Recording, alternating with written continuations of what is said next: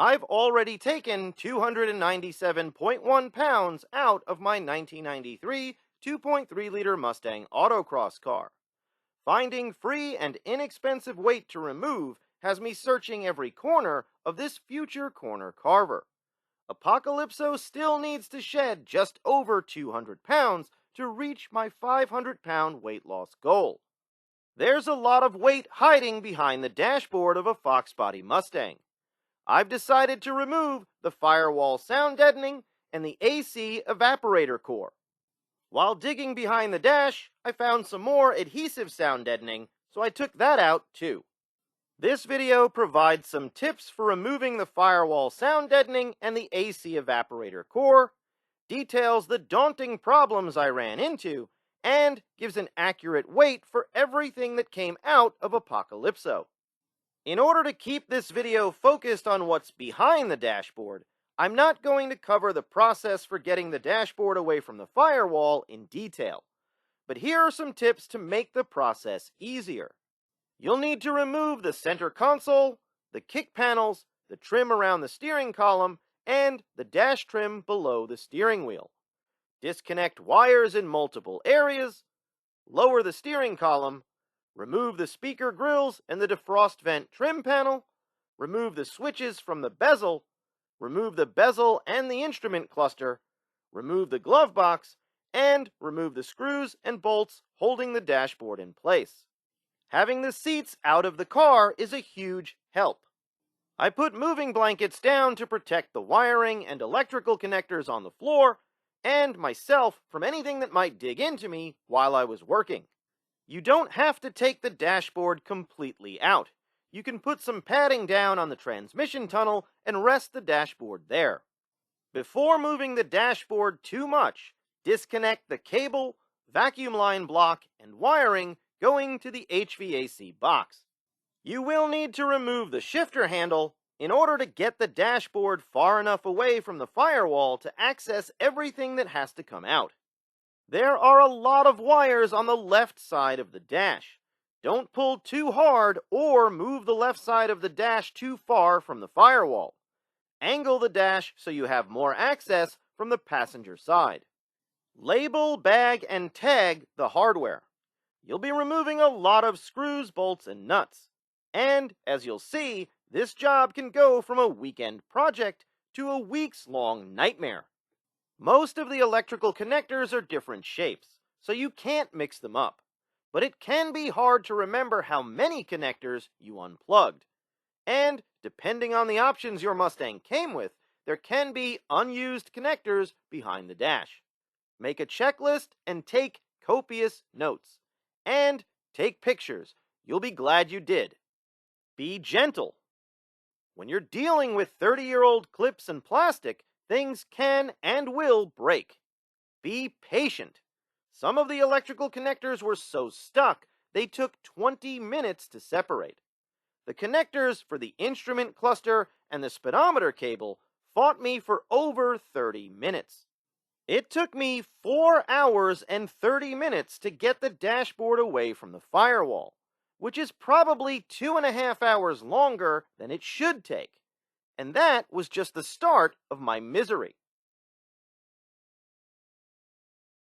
With the dash out of the way, it was time to remove the sound deadening panels from the FIREWALL.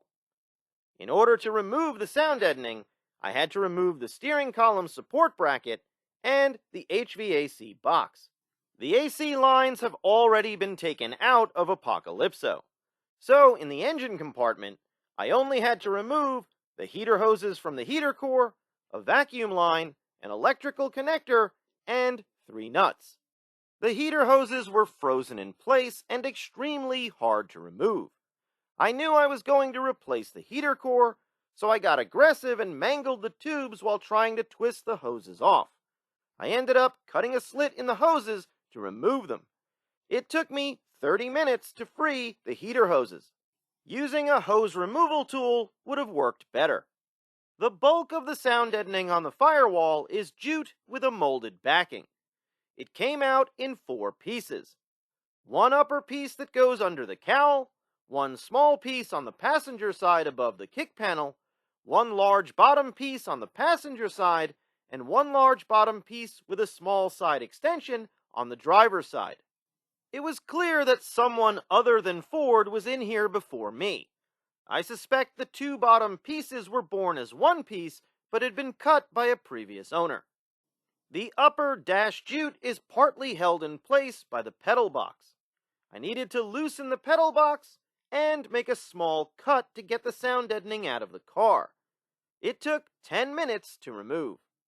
The small piece of sound deadening on the passenger side is held in place with a push-in retainer. It only took 1 minute to remove.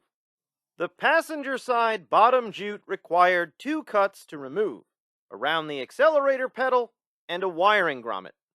It came out in 5 minutes. The driver's side bottom jute is bolted behind the accelerator pedal and the pedal box and held in with push-in retainers. I didn't want to remove the pedal box, so I made a couple of cuts to get 99% of it out. Access was awful. It took me 1 hour and 30 minutes to get the driver's side bottom jute out of Apocalypso. All of the jute sound deadening weighs 9.3 pounds. There were 2 big pieces of adhesive sound deadening on the firewall, and I found some remaining patches of adhesive sound deadening on the transmission tunnel and near the footwells. Getting the adhesive sound deadening off of the firewall was a battle of wills. I used a paint scraper, a gasket scraper, a chisel, a dead blow hammer, and some freeze spray. But it took 2 hours to remove the adhesive sound deadening on the passenger side of the firewall. Honestly, I lost track of how long it took to remove the adhesive sound deadening on the driver's side. There's not much room to work, and the sound deadening put up a fierce fight. A safe estimate is over 3 hours. Removing the adhesive sound deadening took 1 pound out of the car and several years off of my life.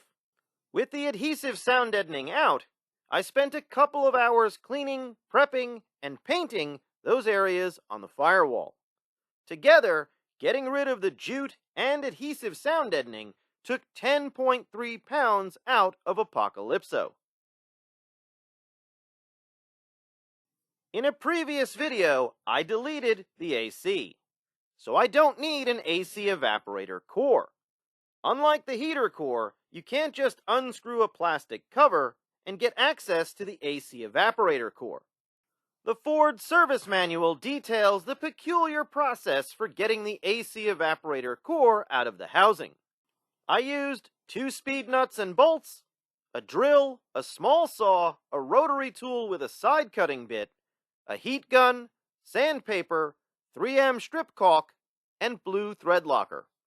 With the HVAC box out of the car, I separated the blower motor from the rest of the housing, drilled holes in the 2 plastic tabs above the evaporator core using the speed nuts as a guide, and cut the tabs from top to bottom with the small saw. There's a channel molded into the housing that shows you where it needs to be cut. The rotary tool and side cutting bit worked well, but I would use a small cutoff wheel if I did this again. The side cutting bit removed a lot of material and left very little room for error. With the channel cut out, I used the heat gun to bend the plastic flap open. I pulled out the evaporator core and cleaned up the inside of the housing. The rough edges needed to be sanded down. I used the heat gun to bend the plastic flap back down, then I installed the speed nuts and bolts to keep everything in position, using thread locker to make sure they don't vibrate loose over time. Finally, I sealed the channel with the 3M strip caulk. I installed a new heater core, reattached the blower motor to the HVAC housing, added a Daniel Carpenter Mustang Restoration Parts heater core and evaporator firewall seal kit from late model restoration to replace the tired OEM seals, and put the HVAC box back into the car. I replaced the hoses that connect to the heater core. There's a 4.5-inch section of 3/4-inch inner diameter hose and a long molded hose that goes to the water pump. It took me 2 hours to remove the AC evaporator core from the housing, reinstall the HVAC box, and connect the hoses. The AC evaporator core weighs 4.17 pounds. I wish I could say I just put the dashboard back into place and quickly buttoned this project up. But removing the weight was only the beginning of this ordeal. While I was working under the dash, I discovered that almost all of the factory wire loom has dried up and become brittle. If I moved a wire, the loom fell off. And the retainer taped to the wiring that holds it to the dashboard frame also came off. One section of the wiring harness is attached to a part of the dashboard frame that's very hard to access. There's no way I could tape a new retainer in place. I found these zip tie wire retainers online, and they were lifesavers. They allowed me to make sure the wires tucked in tight places behind the dash weren't rubbing against metal and wouldn't be vibrating constantly while I'm driving the car. I also found OEM-style wire retainers to replace a few accessible ones that were broken. I spent 3 hours putting new wire loom and retainers on the wiring behind the dash. I also discovered numerous cracks in the plastic dashboard. Some were small, others were pretty big. I used JB Weld plastic bonder and quick weld to repair the cracks. One of the plastic mounting tabs on the driver's side had broken off. I used the plastic bonder to build up enough material to mount a custom stainless steel bracket to replace the missing tab. Both upper bezel mounts were damaged by a previous owner. There was a substandard repair that I knew wouldn't hold up over time. I used the JB Weld plastic bonder to strengthen the previous repair on the left side. Then I used some of the parts in the late model restoration 1987 to 1993 instrument bezel repair kit to fix the right side. The mount for the speed nut holding the instrument cluster in place on the upper right-hand side was badly broken. I made a new plastic mount out of some ABS I had on hand, sanded down the broken factory mount, and used the plastic bonder to put it in place. Repairing the cracks and the broken dashboard bezel and instrument cluster mounts took me 4 hours. I replaced the foam that goes between the dashboard and the steering column with some closed-cell foam before putting the steering column back into position. That finally allowed me to finish reinstalling the dashboard. I left the glove box off because I need access to that area for a future project. I had to make an aluminum bracket to keep some of the unused wiring from flopping around when I'm attacking the cones. That took me another hour. With everything in place, I burped the cooling system, and this project was done. All in, I spent 27 hours over the course of several weeks trapped in what I call the dungeon behind the dashboard. But I've always believed that the best time to solve a problem is when you find it. All of the repairs will reduce the potential for rattles and wiring issues in the future.